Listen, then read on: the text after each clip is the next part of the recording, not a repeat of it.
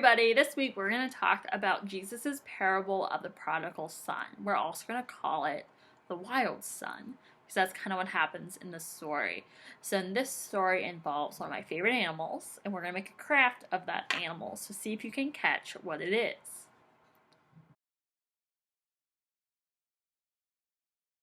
Jesus told a story about a rich man who had 2 sons. The man had a very big farm with many servants who looked after it.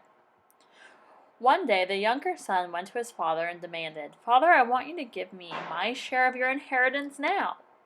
The father was sad, but reluctantly agreed to give his rebellious son his share of the inheritance.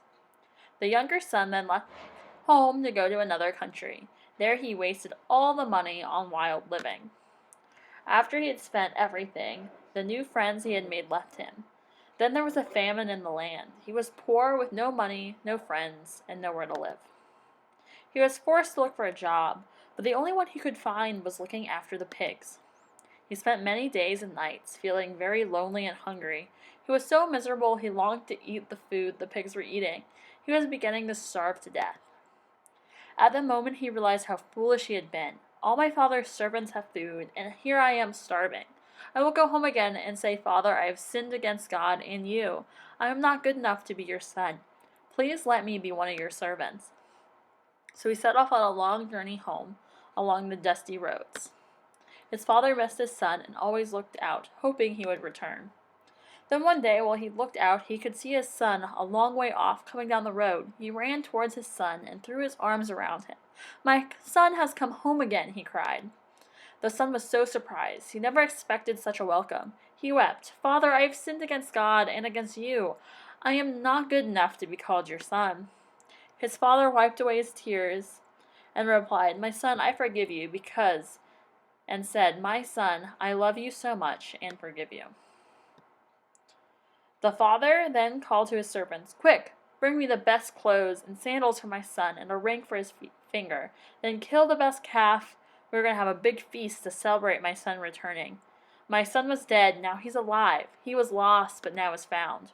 Sometime later, the older son returned to the farm after a hard day's work in the fields. He could hear the sounds of a great celebration in the distance. A servant told him, "Your father is celebrating the safe return of your younger brother." The older brother was annoyed that his rebellious younger brother was getting such a loving welcome. He sulked outside, and his father came out to see him. "I have been working for you for many years, but you have never had a celebration feast for me.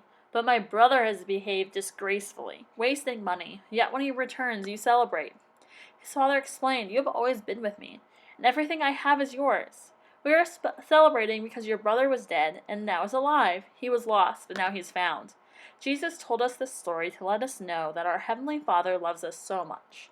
Even when we disobey Him, when we are really sorry, stop being disobedient and return to Him. He welcomes us home with open arms.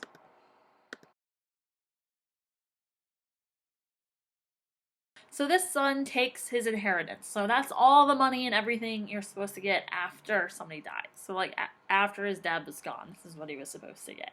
But he's taking it now. He goes and parties and lives a crazy life. But then eventually the money runs out because he has no way to make money away from the family farm or anything like that. And he has to get a job taking care of the pigs. And that's a really low job that nobody wants to do, even though I would love to do it because I love pigs. But that's a different story. But he's forced to do this, and then all of a sudden he's like, "I can go home. I can ask Dad to be a servant. And then I'll at least have food because I don't have any food now." So he goes home, but his dad welcomes him and treats him as though he never left. And that's what God is like for us. If we stray away, if we don't have God in our lives, but then realize that we really need God and go back to Him, God's always going to love us, and God's always going to welcome us with open arms. But his brother was jealous because he had been working for Dad this whole time, and all of a sudden his brother's getting everything that he has, or maybe he's never really had, with the party, and he hasn't done anything for their dad. And so he gets a little bit jealous. But his father explains they're celebrating him coming back, just like we celebrate people coming into the church. And people who have been in church or worshiping God for a really long time are celebrated too, but it's maybe not quite as apparent. So no matter what, God's going to love all of us. He loves us all, no matter what we've done in our lives, no matter if we've been worshiping Him and following Him our entire lives, or if we've just started following Him. No matter what, God's going to love us, and that's what we want to learn about this story. So we're going to make a craft that's a pig. So I love pigs, as you probably know. I have a pet pig at home.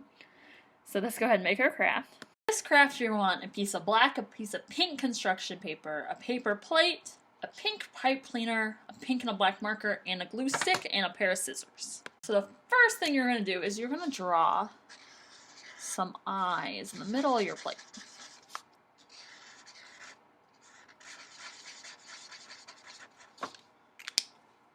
Then you're going to take your pink marker and you're going to color in your whole plate. The whole thing. So I'm going to stop the camera for me to do that. Now I've colored in my whole plate. I'm going to take my pink construction paper. I need a few things. I'm going to need my piggy's nose. So I'm going to draw an oval. I'm also going to need his ears. So I'm going to also draw these ear shapes as well. So then I'm going to cut those things out.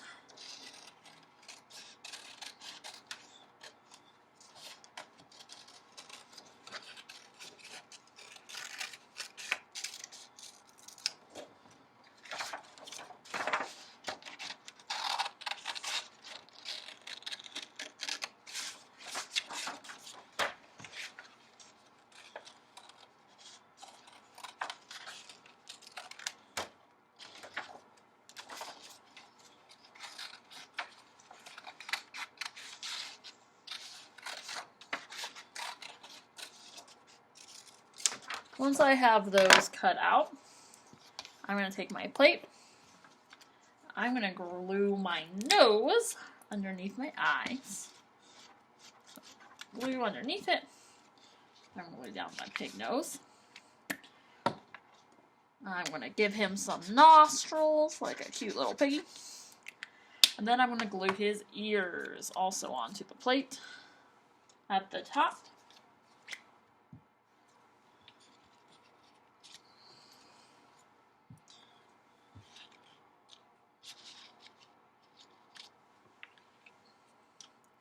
Then I'm also going to need some hooves for my piggy.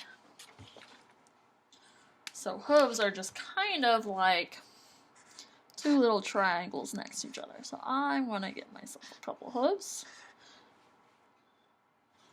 How many legs does a pig have? It's 4 hooves, right? So I'm going to cut out 4 hooves for my pig.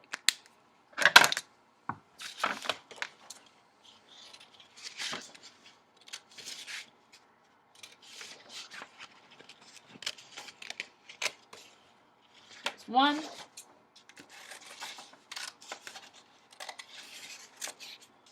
2. My glue stick's falling everywhere. There we go.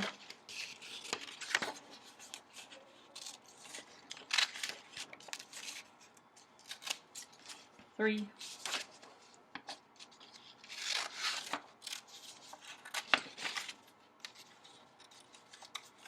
4. And I'll take my plate, and I'm going to glue 2 of my feet on the front, like this.